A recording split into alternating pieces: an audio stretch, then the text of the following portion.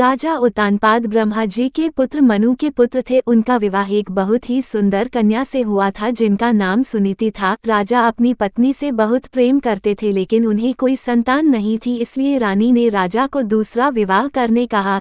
राजा अपनी पत्नी से बहुत प्रेम करते थे इसलिए उन्होंने मना कर दिया और कहा कि दूसरी पत्नी के आने से तुम्हारा स्थान कम हो जाएगा, जिस पर सुनीति ने कहा मुझे आप पर विश्वास है, ऐसा नहीं होगा। राजा को सुनीति की हठ माननी पड़ी और उन्होंने दूसरा विवाह कर लिया। उनकी दूसरी पत्नी का नाम सुरुचि था। विवाह के बाद जब सुरुचि महल आई तब उसे राजा की पहली पत्नी के बारे में पता चला। ये जानने के बाद सुरुचि ने उत्तानपाद से कहा, जब तक आपकी पहली पत्नी वन प्रस्थान नहीं करेगी वो महल में प्रवेश नहीं करेगी। ये सुनकर सुनीति स्वयं ही राजमहल त्याग कर वन में रहने चली गई।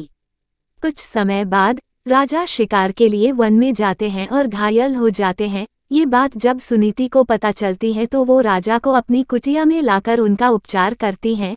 राजा कई दिनों तक अपनी पहली पत्नी के साथ रहते हैं। उस दौरान सुनीति गर्भवती हो जाती हैं और उन्हें पुत्र रत्न की प्राप्ति होती है जिसका नाम ध्रुव रखा जाता है, जिसके बारे में राजा को ज्ञात नहीं रहता। कुछ दिनों बाद राजा अपने महल चले जाते हैं। वहां भी रानी सुरुचि को पुत्र रत्न की प्राप्ति होती है जिसका नाम उत्तम रखा जाता है।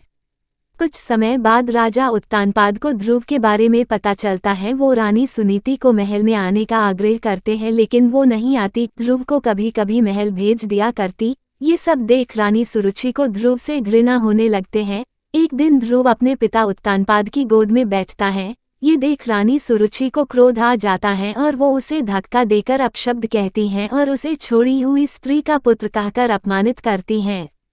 नन्हा ध्रुव कुटिया में आकर माँ को पूरा घटनाक्रम सुनाता है। तब माता सुनीति उसे समझाती हैं, बेटा अगर कोई बुरा कहे तो उसके बदले में उसे बुरा मत कहो, इससे तुम्हें ही हानि होगी। अगर तुम अपने पिता की गोद में सम्मान बैठना चाहते हो तो भगवान विष्णु की उपासना करो, वो जगत पिता है। अगर बैठना है तो उनकी गोद में बैठो।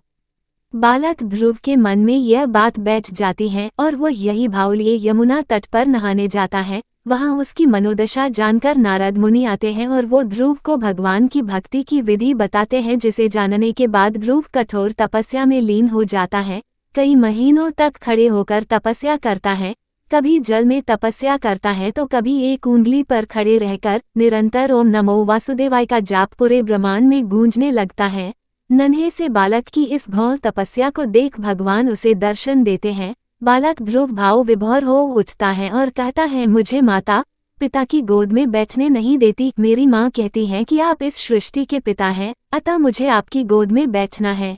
भगवान उसकी इच्छा पूरी करते हैं और उसे तारा बनने का आशीर्वाद देते हैं, जो कि सप्त ऋषियों से भी ज्यादा श्रेष्ठ होगा। उस दिन से आज तक आसमान में उत्तर दिशा की ओर ध्रुव तारा चमक रहा है।